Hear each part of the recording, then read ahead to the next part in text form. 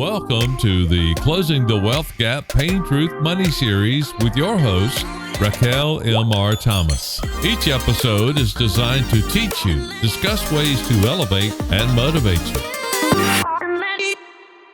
I'm Raquel Richardson Thomas. I'm your host for Closing the Wealth Gap, Pain, Truth, and Money. And in this segment, we literally talk about what we need to do to change the wealth gap. And that wealth gap is huge in the African-American community compared to the white communities of our country. And before we get started, I always go over kind of what my passions are and why I do this.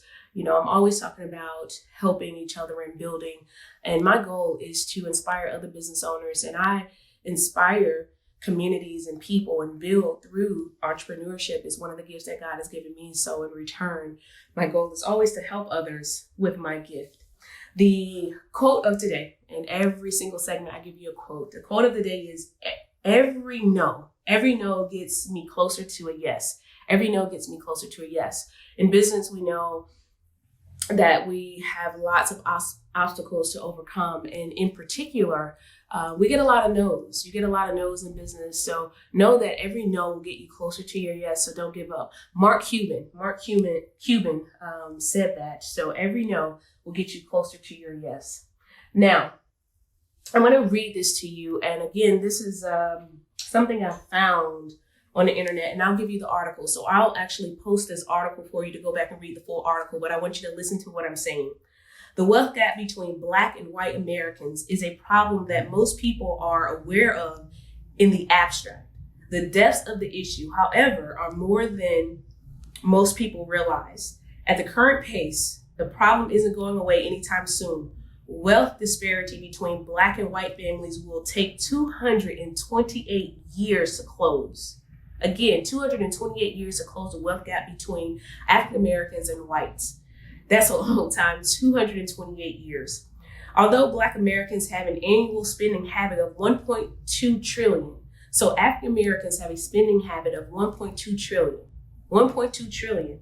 Their households are only a median of $11,000 of wealth. So we collectively, as African Americans, spend $1.2 trillion a year, but the average household income is $11,000 of wealth. And this data is from 2013. So the data is slightly aged when we think about now we're in 2020, 7 years ago. But according to federal data, by 2053, which is 33 years from now, the median household for Black Americans will fall to zero. So we are now at $11,000 on average. Average Black home is $11,000 of wealth. 2053 is estimated to be zero. So the wealth gap becomes a huge issue, and it continues to be an issue, and it is doubling and tripling every year, obviously, when we think about 228 years to catch up. And where does the millennial come in? Right now, millennials are on fire with building businesses and using their creativity to build their dreams and their legacies. So when we talk about generational wealth is leaving something behind. So when you pass away, more commonly people think about insurance policies. But when you pass away, do you have businesses and assets that you can pass on to your children?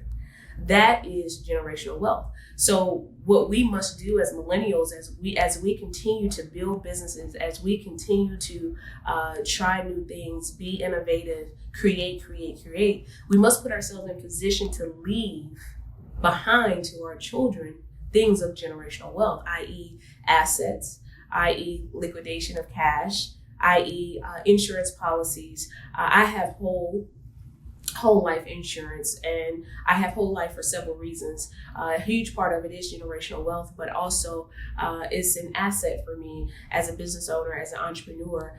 It's an asset, and I'm able to borrow against that to do something that maybe I can't get the capital to do from a bank, or I may not have the capital, in my bank account. So what I would say to you is make sure you put yourself, as a millennial, we have the opportunity to close the wealth gap. As a millennial, we have the opportunity to use our gifts and our talents to build businesses and build legacies for our family. And when we build those businesses, we have the opportunity to leave them behind to our children, to our nieces, our nephews, our family, so they can continue. But generational wealth is a key to how we close the wealth gap. And for Black households, we have to put ourselves in position. I was having a conversation yesterday with Carl Wilkes. He's a renowned artist. And he said to me, Raquel, in the state of South Carolina, only 2% of the individuals have a college education. I'm like, wait a minute, that doesn't sound right. He said, yes, look it up, 2%. And what does that mean? Education is failing here in the state of South Carolina. When we look at the overall numbers, I think Mississippi is number 50, South Carolina is 49. So there's a lot of work for us to do, but I do think there are some schools, some districts in the state that are doing a great job, but overall we need to do a better job. So for us, we have to go back and pour into the schools as millennials so that we can start teaching what we know. One of the things that I truly believe in is obviously community service. And I say this all the time. My goal is to inspire 10,000 people through entrepreneurship, through the power of entrepreneurship. And that's how I plan to inspire people. But education becomes paramount in that process. So when I think about the millennial, I think, one, we have the opportunity to close the wealth gap. Two, we have the opportunity to create a legacy for our family, for our children. Three, we have the opportunity to go back into the school system and help teach children. I strongly feel that entrepreneurship is just as important as English and math in the school system right now, especially for African American students. Four, I think that when we look at the spending habits of African Americans being at 1.2 trillion, but the average wealth income is $11,000, we need to hold back spending, and we probably need to do a better job of supporting small businesses that are African American owned and minority owned. That's huge. So when we have a spending power of 1.2 trillion, how many of those dollars are we actually putting back into our communities and into Black businesses? It's a question that we have to be very honest with ourselves and ask. But 1.2 trillion, when you're only averaging $11,000, means we're spending too much.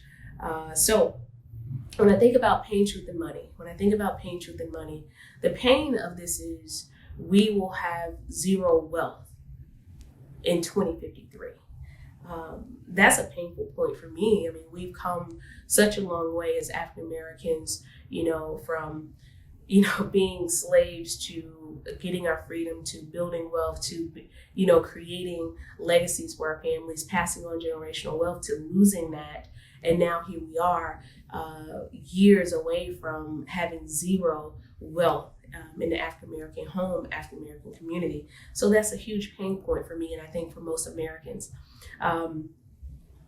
Truth is, we have to do a better job. We have to do a better job with our spending habits. Number one, 1.2 trillion when our average is $11,000 is crazy. We have to do a better job of creating a legacy. We have to do a better job of just simply saying, I have this gift, I have this talent, now I need to go capitalize. And I need to be able to leave something to my children when I pass away. I need to be able to create generational wealth for my children and my grandchildren. We have to have that mindset for leaders, African American leaders, African American successful business owners. Understand that it is our job, it is our duty to leave behind, when our time is up and our race is over, to leave generational wealth behind to our children and to our families. The money piece is clear, right? We have the spending power, but we're not saving. We're not passing on generational wealth. We must pass on generational wealth to close this wealth gap. It's going to be impossible to close the wealth gap if we don't pass on generational wealth.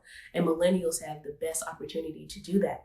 The article that I read to you, I'm going to attach the full article in the comments section so that you can go back and read the article. It is worth reading. I promise you, it is worth every second. And it's not a very long article, but I challenge you to think about ways that you can effectively help close the wealth gap in the African American community.